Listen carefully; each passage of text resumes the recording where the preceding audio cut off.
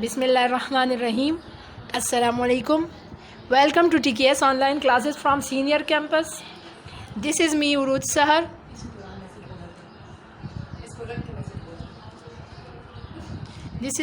سحر. Subject اسلامیات. آج کی اچھی بات، دلوں کا سکون صرف اور صرف اللہ تعالیٰ کے ذکر میں ہے. ہمارے جو دل ہے نا، ان کا سکون، ہم اکثر بے چین ہو جاتے ہیں نا، تو ہمارے جو دلوں کو سکون ملتا ہے وہ صرف اور صرف اللہ تعالیٰ کے ذکر سے ملتا ہے.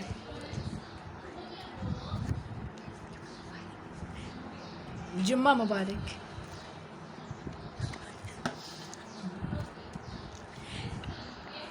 اپنی اسلامیات کی بکس اوپن کریں. کلاس 6. ہمارا آج کا ٹاپک ہے ایمانیات اور عبادات میں اللہ تعالیٰ پر ایمان. Page number 7. میں نے آپ کو کل یہ پڑھایا تھا، اس لیے میں نے ابھی آپ سے کویسچنز کرنے ہیں. پلیز آنسر می.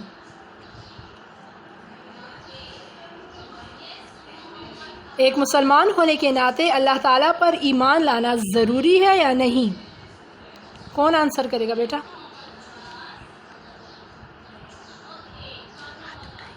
ہاتھ اٹھائیں.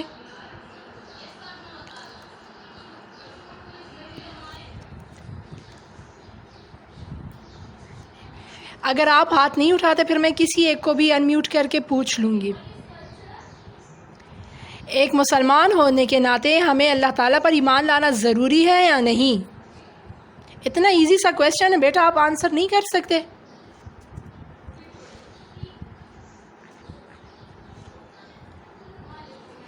جی Anam Sethi, unmute your mic please.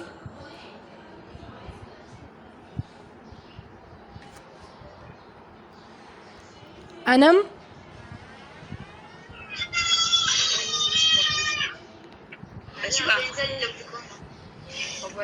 انم آپ مجھے سن رہی ہیں؟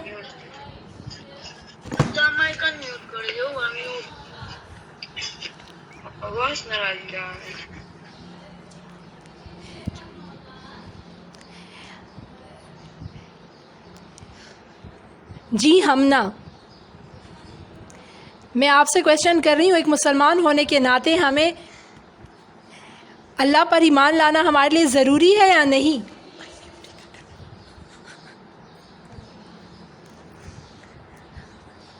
پلیز اپنا مائک انمیوٹ کریں.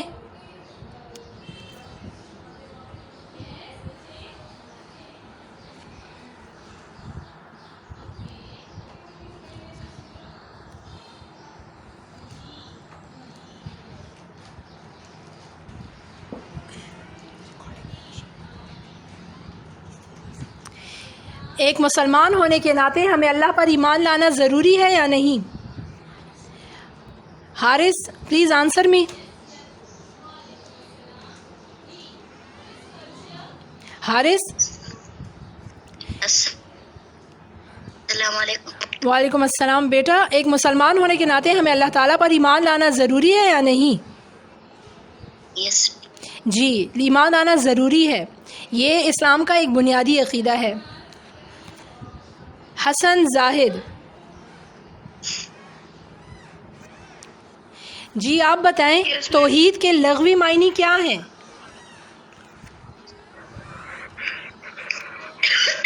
توحید کے لفظی معنی کے اللہ تعالیٰ کی اطاعت کرنا اور حضرت محمد صلی اللہ علیہ وسلم کی اطاعت کرنا ہے. نو بیٹا، توحید کے لغوی معنی کیا ہیں؟ جی توحید. ہاں، وہ کیا کہتے ہیں اس کو، کیا کہتے ہیں اس بار نام بھول گیا ہے.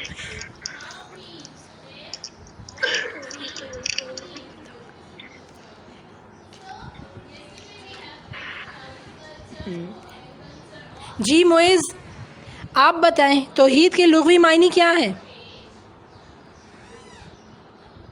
معز are you listening me? Please اپنا مائک انمیوٹ کریں. معز.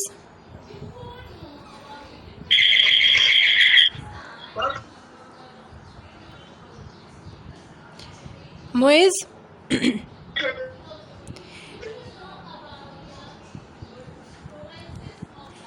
जी सुहेल, आप मुझे आंसर करें, तौहीद के लुग़वी मायने क्या हैं?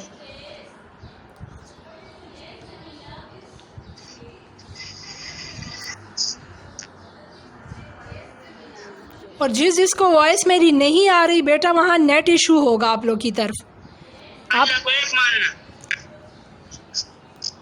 अल्लाह को एक मानना, गुड। अल्लाह को एक मानना, तौहीद के मतलब क्या? तौहीद का मतलब क्या है? अल्लाह ताला को एक मानना। सिर्फ ये नहीं कि अल्लाह ताला एक है, अल्लाह ताला को उसकी ज़ात में भी एक मानना और सिफ़ात में भी एक मानना कि जो कुछ अल्लाह ताला कर सकता है वो कोई और नहीं कर सकता, और अल्लाह ताला ही एक है और इबादत के लायक है।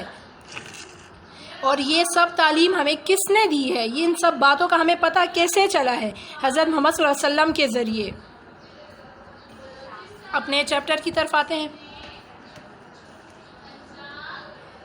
पेज नंबर 8, अक़ीदा तौहीद के बुनियादी उसूल। अक़ीदा तौहीद के बुनियादी उसूल क्या हैं? अक़ीदा क्या किसे कहते हैं? अक़ीदा यकीन को कहते हैं। तौहीद पर जो यकीन है, ईमान है, उसके बुनियादी उसूल क्या हैं? सिर्फ़ अल्लाह ताला को एक मानना, लेकिन कैसे एक मानना, इसके बुनियादी उसूल आपको बताए जाते हैं। अक़ीदा तौहीद के चंद बुनियादी उसूल हैं, जिनमें से कुछ दर्ज झेल हैं। अल्लाह ताला एक है, इस जैसा और कोई नहीं, ना कोई इसका बाप है और ना ही कोई इसका बेटा और ना कोई इसका हमसर। ये उसूल सूरतुल इखलास में बयान किए गए हैं। इरशाद बारी ताला है, कुल हुवल्लाहु अहद, कहो कि वो ज़ात पाक जिसका नाम अल्लाह है एक है। अल्लाहुस समद, वो बेनियाज है। लम यलिद वलम यूलद, ना वो किसी का बाप है और ना किसी का बेटा। वलम यकुल्लहु कुफुवन अहद, और कोई उसका हमसर नहीं। अल्लाह एक है, ये तो हमें पता है। दूसरा क्या है? अल्लाह बेनियाज है। बेनियाज मतलब उसको किसी की कोई ज़रूरत नहीं, किसी चीज़ की भी ज़रूरत नहीं।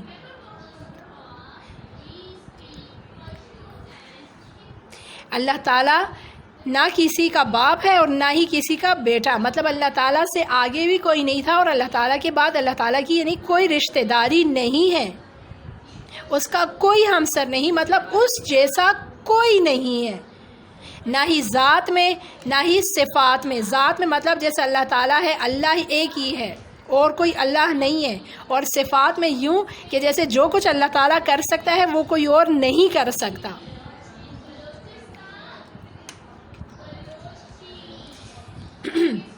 Next page, page number 9। अल्लाह ताला शिर्क से पाक है। शिर्क ये है कि अल्लाह ताला की ज़ात और सिफ़ात में किसी और को इसका हिस्सादार ठहराया जाए। शिर्क क्या होता है? अल्लाह ताला की ज़ात में किसी को शरीक करना हो या सिफ़ात में किसी को शरीक करना हो तो वो क्या कहलाता है? शिर्क। और शिर्क को अल्लाह ताला ने कुरान में यूँ फरमाया है कि शिर्क जो है बहुत बड़ा गुनाह है, अजीम गुनाह है। अल्लाह ताला क़यामत के दिन हर गुनाह माफ़ कर देगा, अल्लाह ताला हर गुनाह माफ़ कर देगा, लेकिन शिर्क को माफ़ नहीं करेगा। शिर्क की कोई माफ़ी नहीं। हाँ, दुनिया में अगर आप लोगों में से किसी से कोई शिर्क हो जाता है, लेकिन फिर उसको समझ आ जाती है कि मैंने गुनाह किया है और वो उससे माफ़ी मांगता है, उस बात की माफ़ी मांगता है, तो अल्लाह ताला वो गुनाह तो माफ़ कर देता है। जैसे कि एक गैर मुस्लिम होता है जो बुतों की पूजा करते हैं, किसी और चीज़ की, सूरज की पूजा करते हैं या किसी भी चीज़ की पूजा करते हैं, वो अल्लाह ताला के साथ शरीक ही ठहरा रहे होते हैं ना। लेकिन जब वो मुसलमान होते हैं, दार इस्लाम में दाखिल होते हैं, तब वो अपने गुनाहों से माफ़ी मांगते हैं, तो अल्लाह ताला उनका वो शिर्क का गुनाह भी माफ़ कर देता है। लेकिन अगर इसी हालत में इंसान को मौत आ जाए कि वो अल्लाह ताला से शिर्क करता हो, किसी किस्म का भी शिर्क, चाहे वो उसकी ज़ात में कर रहा है या सिफ़ात में, मतलब ज़ात में यूँ कि अल्लाह ताला के साथ कि अल्लाह के अलावा और भी कोई खुदा है नऊज़ बिल्लाह, یا صفات میں کہ جو کچھ اللہ تعالیٰ کر سکتا ہے، اللہ تعالیٰ رازق ہے، وہ ہمیں رزق دیتا ہے، اللہ تعالیٰ خالق ہے، انسانوں کو بنانے والا ہے، دنیا کو بنانے والا ہے، یہ اگر کوئی اور بھی کر سکتا ہے، اگر ہم یوں سمجھیں تو ہم نے اس کی صفات میں شرک کیا، اور ہمیں اسی حالت میں موت آ جائے کہ ہم شرک کر رہے ہیں تو ہمارے گناہوں کی معافی نہیں ہوگی، پھر ہمیں اللہ تعالیٰ کبھی معاف نہیں کرے گا۔ صرف اور صرف اللہ تعالیٰ کی عبادت کی جائے اور اسی کے سامنے سر جھکایا جائے۔ یہ سر جو اللہ تعالیٰ نے بنایا ہے یہ کسی اور کے سامنے جھکنا بھی نہیں چاہیے۔ ہم عزت کے لیے لوگوں کے سامنے جھکاتے ہیں لیکن یہ بھی ٹھیک بات نہیں ہے۔ اس کو اللہ تعالیٰ نے جھکنے کے لیے بنایا ہے لیکن صرف اور صرف اللہ تعالیٰ کے آگے، یہ صرف اللہ تعالیٰ کے آگے ہی جھکنے کے لیے بنا ہے، نہ کہ انسانوں کے لیے یا کسی بھی چیز کے لیے۔ ہم کسی بھی چیز کو لیتے، ایک بات یہ کہ ہمیں یہ بھی حکم نہیں ہے کہ ہم قرآن پاک پڑھا ہو کسی ٹیبل پر یا کیا ہم جھک کر اس کا بوسہ لیں، قرآن پاک کو ہم چومیں، یہ بھی ٹھیک بات نہیں ہے۔ ہم قرآن کو ہاتھ میں اٹھائیں اور ہاتھ میں رکھ کے اس کو اپنے ہونٹوں کے قریب لائیں، کیونکہ اگر ہم ٹیبل پر رکھو یا کسی چیز پر رکھو اور ہم اس کو جھک کر اس کا بوسہ لیں تو ہم نے قرآن پاک کے آگے بھی سر جھکایا نا۔ قرآن پاک بہت بڑی چیز ہے، بہت بڑی کتاب ہے، ہمارے لیے مقدس کتاب ہے، لیکن اس کے آگے بھی تو جھکنا نہیں ہے نا۔ اللہ کے بعد جو دوسری ہستی ہے وہ حضرت محمد صلی اللہ علیہ وسلم ہے، لیکن جب ان کے سامنے جھکنے سے منع کیا گیا ہے، ان کے سامنے کوئی نہیں جھکتا تھا، تو کیا ہم کسی اور چیز کے سامنے جھک سکتے ہیں؟ سر کو ہم جھکا سکتے ہیں؟ نہیں جھکا سکتے، کیونکہ یہ بھی بہت بڑا گناہ ہوتا ہے۔ یہ گناہ بھی آتا ہے اور شرک میں بھی آتا ہے کہ یہ جھکتا ہے تو صرف اللہ کے آگے جھکتا ہے۔ جیسے ہم سجدہ کرتے ہیں، ہم کسی اور کو سجدہ کر سکتے ہیں؟ نہیں کر سکتے ہم سجدہ صرف اور صرف اللہ تعالیٰ کے لیے ہی جائز ہے۔ صرف اسی پر بھروسہ کیا جائے اور ہر مشکل میں اسی کو پکارا جائے۔ ہمیں ہر مشکل میں جب مشکل ہم پر آتی ہے اور اس مشکل میں ہمارا خیال سب سے پہلے جس چیز کی طرف جاتا ہے تو اللہ تعالیٰ ہمیں اسی چیز کے حوالے کر دیتا ہے کہ تمہارا سب سے پہلا خیال کس چیز کی طرف گیا۔ اگر ہماری مشکل ہم پر آئے اور ہم سوچیں کہ یا اللہ تو ہماری مدد کر، تو اللہ تعالیٰ ہماری مدد کرتا ہے، ویسے بھی اللہ تعالیٰ مدد کرتا ہے ہماری، لیکن اس بات میں ہمارا پتہ چل جاتا ہے کہ ہم اپنی مشکل میں کس کو الہ مانتے ہیں، معبود مانتے ہیں، اپنی مشکل کا حل کرنے والا مانتے ہیں۔ ہماری مشکلات کون حل کرتا ہے، ہمیں پریشانیوں سے کون نکالتا ہے؟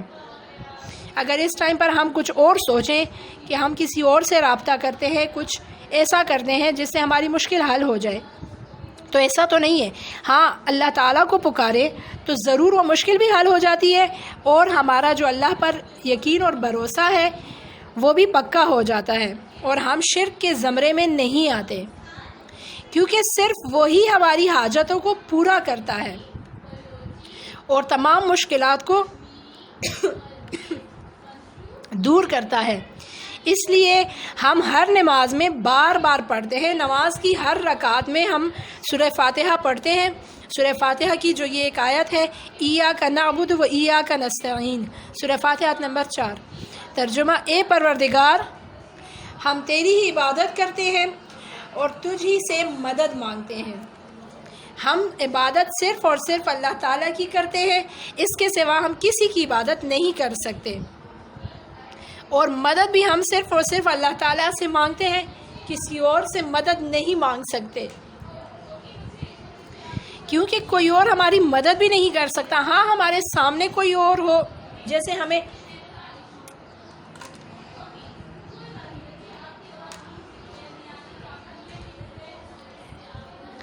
اب ہمارے سامنے کوئی اور ہو اور ہمیں کسی طرح کی ہیلپ کی ضرورت ہو تو ہم کہہ سکتے ہیں کہ آؤ ذرا ہماری اس بات میں ہیلپ کرو، یعنی کوئی چیز اٹھانی ہو، کچھ رکھنا ہو، اس طرح، یہ تو کوئی بات نہیں۔ لیکن ہم کسی مشکل میں اور ہم بولیں کہ یہ میری مدد کر دے گا، وہ مدد کر دے گا، یہ غلط بات ہے۔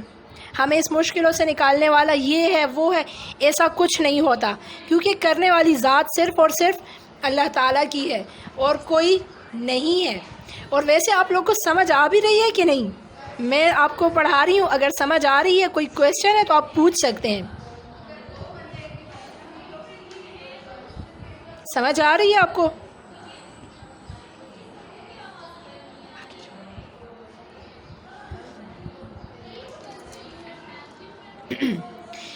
عقیدہ توحید کے اثرات.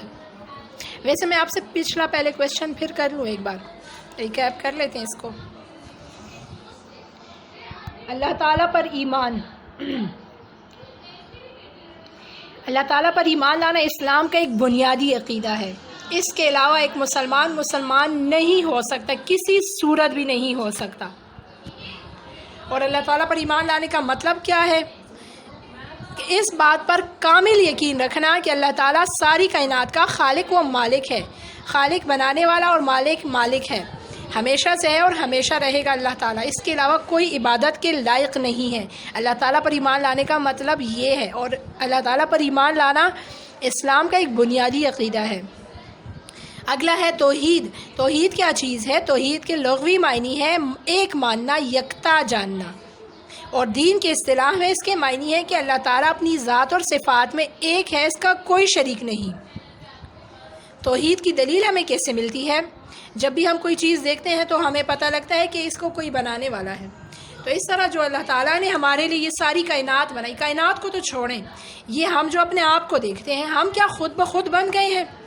ہم جو روزمرہ کے کام کر رہے ہیں، کیا ہم خود کر رہے ہیں؟ ایک دن ہمیں موت آ جائے گی، کیا ہم خود بخود ایسا کر رہے ہیں؟ کچھ نہیں ہو رہا ایسا خود بخود، یہ سب کچھ اللہ تعالیٰ کے حکم سے ہو رہا ہے.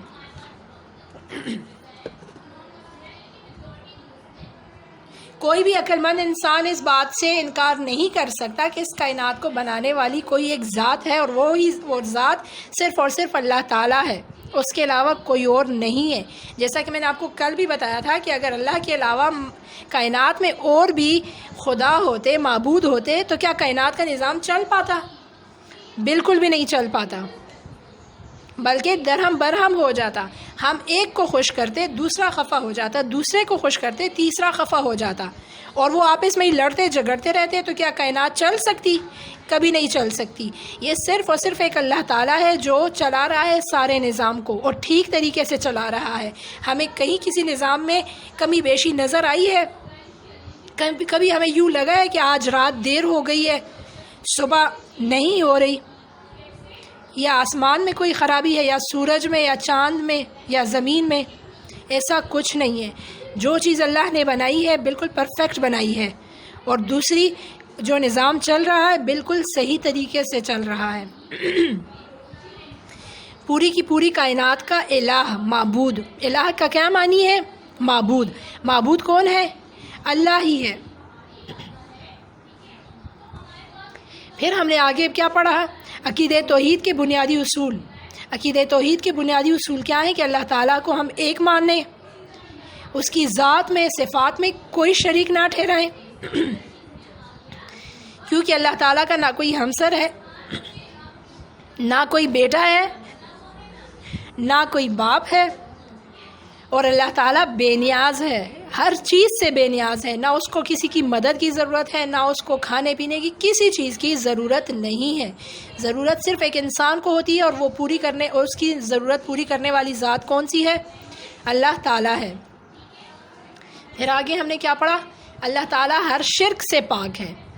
جو اس کی ذات میں شرک کرتے ہیں یا صفات میں، اللہ تعالیٰ ان سب سے پاک ہے، کیونکہ اللہ تعالیٰ کی طرح دوسرا کوئی خدا ہے نہیں. اور صفات میں جو اللہ تعالیٰ کی صفات ہیں وہ کوئی اور کسی اور میں ہے نہیں. اسی لیے صرف اور صرف اللہ تعالیٰ کو ہی اپنا الہ مانا جائے، اسی کی عبادت کی جائے، اور یہ سر بھی اللہ تعالیٰ کے آگے جھکایا جائے. اس سر کو بھی ہم صرف اور صرف اپنے اللہ تعالیٰ کے لیے ہی استعمال کریں، جھکنے کے لیے. یہ کسی اور کے آگے نیچا یا جھکائیں نہیں. اور اپنی جب ہر مشکل آتی ہے تو اس میں کس کو پکارا جائے؟ صرف اور صرف اللہ تعالیٰ کو ہم پکاریں، کیونکہ ہماری حاجتوں کو پورا کرنے والا وہی ہے، کوئی اور نہیں ہے. ہماری مشکلات کو بھی وہی دور کرتا ہے.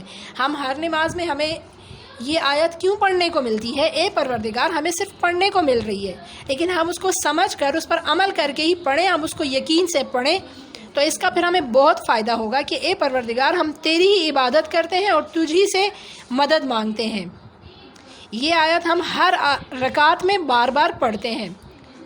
اگلا ہے اہدنا الصراط المستقیم، ہم کو سیدھے راستے چلا۔ سیدھا راستہ کون ہے؟ صراط المستقیم کون سا ہے؟ سیدھا راستہ وہی ہے جو اللہ تعالیٰ نے اور اللہ کے رسول حضرت محمد صلی اللہ علیہ وسلم نے ہمیں بتایا ہے، اس پر چل کر ہی ہمیں کامیابی مل سکتی ہے۔ امید ہے آج کا لیکچر آپ کو سمجھ میں آیا ہوگا۔ میں کل آپ سے دوبارہ کویسچنز کروں گی، سو پلیز اس کو گھر میں ایک بار پھر ریوائز کر لیں۔ تھینک یو، اللہ حافظ، ہیو اے نائس ڈے۔